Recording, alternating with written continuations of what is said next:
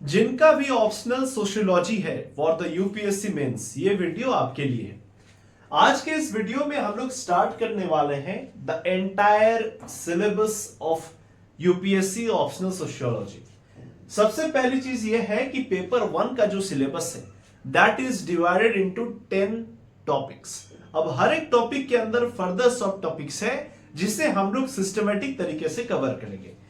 आज हमारा chapter 1 start होने वाला है, जिसमें हम लोग आज टॉपिक 1 के इंट्रोडक्टरी पार्ट को प्रिपेयर करेंगे और समझेंगे। सबसे पहली चीज है ये समझना है कि what is the topic. Topic है modernity and the social changes in Europe and the emergence of sociology.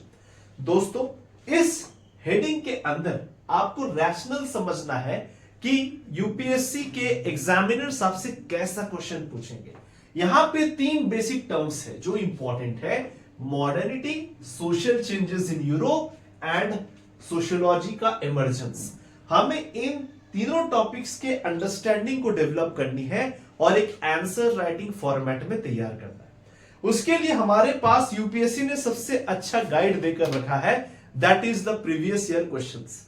तो प्रीवियस ईयर क्वेश्चन से आपको अपने आंसर राइटिंग के स्ट्रेटेजीज को डेवलप करना और अपने नोट्स को प्रिपेयर करने की स्ट्रेटेजीज आपको पता चलेगी। जरा क्वेश्चन को देखिए।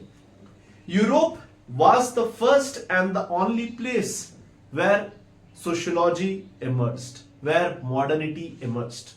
कमेंट, ये कमेंट का क्वेश्चन है, मतलब इसमें आपको ये चीज बताना है कि क्या यूरोप में ही सोशियोलॉजी इमर्ज हुआ, कि similar such vibes, similar such feelings of modernity came from other parts of the world too। ये क्वेश्चन हमारा 2021 का पूछा हुआ है।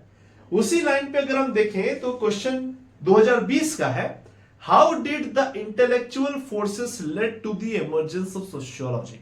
सो ये इंटेलेक्चुअल फोर्सेस क्या है, किसे हम लोग इंटेलेक्चुअल फोर्सेस कहते हैं, और how this intellectual forces played an important role for the emergence of sociology.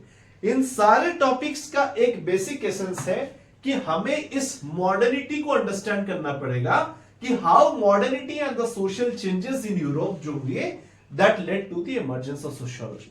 दोस्तों, कोई भी आंसर राइटिंग फॉर्मेट हो, हम लोग एक बेसिक इंट्रोडक्शन से आंसर का स्टार्ट करते हैं दैट गिव्स एन एग्जामिनर कि इसे इस टॉपिक की क्लैरिटी अच्छे से पता है। अब देखिए, आज हम लोग डिस्कस करेंगे कि कोई भी क्वेश्चन इस मॉडल में आए, कैसे हम लोग अपने आंसर को इंट्रो तैयार करेंगे। इंट्रो के लिए मैंने वर्ड्स के, देखिए आंसर राइटिंग जो ऑप्शनल में होता है वो वर्ड्स के रूप में होता है, बुलेट पॉइंट्स के रूप में नहीं होता है। You have to write the key points but in paragraph, small paragraphs, small things, जहां पे आपके सारे टर्म्स क्लियर होने चाहिए। तो हम कैसे इसको इंट्रोड्यूस करेंगे? What were the forces, what were the factors that led to modernity, how those factors were given a shape, how those factors were given a structure। ये चीजें हम लोग क्रिस्टलाइजिंग फैक्टर्स पे डील करेंगे। मैं आपके लिए थोड़ा सा डेफिनेशन को तैयार कर रहा हूं, जरा सब्र से देखिएगा। Modernity and the social changes in the Europe were due to the factors like renaissance, scientific revolution, enlightenment, and these factors were further crystallized by French Revolution and Industrial Revolution, which played a key role in the development of a new way of thinking, which led to the systematic and scientific study of the society। तो ये हमारा introduction तैयार हो गया इस topic के लिए कि how the modernity and the social changes in the Europe played a key role for the emergence of sociology। एक बार फिर से रिपीट करेंगे, क्या है कि modernity and the social changes in the Europe were led by factors like Renaissance, scientific revolution and enlightenment, which were further crystallized by French Revolution and Industrial Revolution, which led to the systematic and scientific study of the society, which is called sociology। आपका एक perfect introduction तैयार हो गया है, जिसे आप एक दो बार प्रैक्टिस करके अपने आंसर्स में लिख सकते हैं।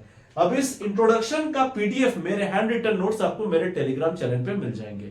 इससे और टॉपिक्स के लिए हमारे चैनल को सब्सक्राइब कर लीजिए, क्योंकि हर एक टॉपिक को हम लोग शॉर्ट वीडियोस में आपके लिए कंसाइज टॉपिक्स लाएंगे और पूरे यूपीएससी सोशियोलॉजी के ऑप्शनल सब्जेक्ट के एक एक टॉपिक को अच्छे से समझ के साथ क्रिएट करेंगे। इससे के साथ ही सबसे बड़ी चीज है कि अगले वीडियो में हम लोग हर एक टर्म का मतलब समझेंगे कि what is renaissance, what is scientific revolution, what was the situation before scientific revolution, हम पहले कैसा सोचते थे और किस तरीके से scientific revolution and a new way of enlightenment ने हमारे सोच को बदला।